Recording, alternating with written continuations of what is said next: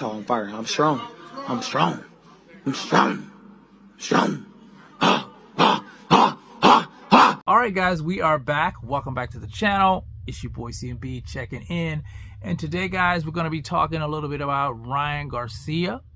Ryan Garcia's Media Day workout, to be more specific. I just finished watching it, and I wanted to give my 2 cents on it.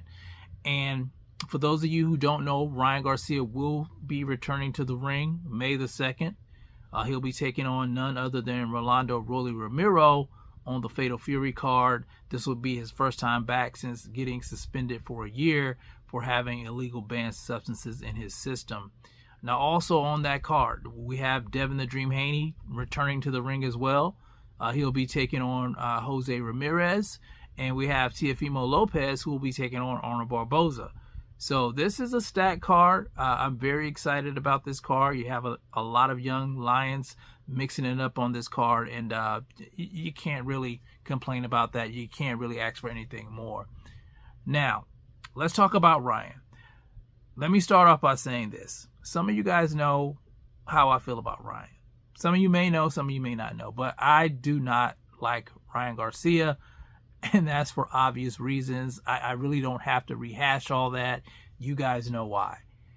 But with that being said, I know how to separate my personal feelings from my, from professional feelings when it comes to a fighter. And this situation is no different. I know how to compartmentalize, guys. You have to learn how to do that in life. To be able to get through things, deal with people that you really don't like, so it's just one of those things. But to be completely honest with you guys, I watched the Media Day footage there with Ryan and his trainer Derek James, and I gotta say, man, Ryan looks sharp. He looks good. He looks incredible, in my opinion. You could see the growth in Ryan Garcia, and I definitely believe that Derek James is the best thing for Ryan Garcia. And I would even say, watching him hitting the pads there with Derek James, it kind of reminded me of Errol Spence Jr. I've seen a lot of those attributes, the same thing from Ryan Garcia that I saw in Errol Spence Jr. Being disciplined behind that jab, those crispy 1-2s, chin tucked, pivoting, lateral movement there, power, speed. It was all there. Ryan Garcia is, I would say Ryan Garcia can be a hell of a fighter. You just need a good trainer behind you. Somebody that's going to teach you the things that you need to do. And I think Derek James is that guy. He's a no-nonsense trainer, and he's made all these guys that were up under his stable look absolutely incredible. Errol Spence Jr., Jermell Charlo, Anthony Joshua, Frank Martin. He's a damn good trainer. And Ryan is really capitalizing off of that, in my opinion. And I don't think Rolly really stands a chance in this fight. I've said that before. Rolly, I don't look at Rolly as a boxer. I look at Rolly as a puncher. And I think he has a puncher's chance. Now, I would prefer Rolly win the fight because of my feelings for towards Ryan Garcia, but I don't think he really stands a chance. If Ryan is as disciplined in the ring in that fight as he was with Derek James, and everything that he was bringing in that ring today, yeah, it's going to be a quick night for Rolly. I can see Rolly getting countered and getting knocked out in that fight. Just being honest with you guys. Now, Ryan, I did see the video also where he was open to fighting Jaron Boots Ennis, and I think that's great. If he's going to go up to 147, I think he should face the best competition there is to offer. You can't complain about Ryan not wanting smoke. That right there, kudos to him for that.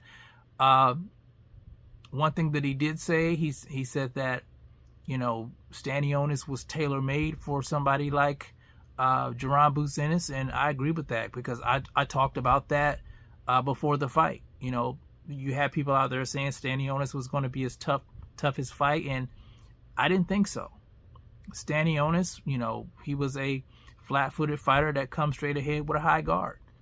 and he was there to get hit. And that's why I said Chukazan was his hardest fight to date, because of the footwork that Chukazan brought to the table. Plus, Chukazan is a good boxer. So him and Ryan, if Ryan stays on this path, I think that would be an interesting fight. He talked about Boots getting hit too much, and I do believe that. I think that's one Achilles heel when it comes to Jaron Boots Ennis. Getting hit, especially with the right hand. He has to keep his hands up. That's something he can work on, but, you know, I would entertain that fight. I think that would be an interesting fight.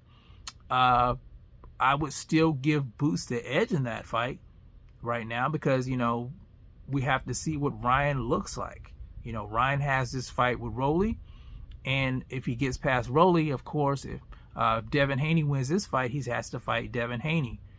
And there's not going to be any drugs in his system. So I just want to see if Ryan is that guy. You know, he could, very well could be. He very well could be. But we'll see. We'll see what happens.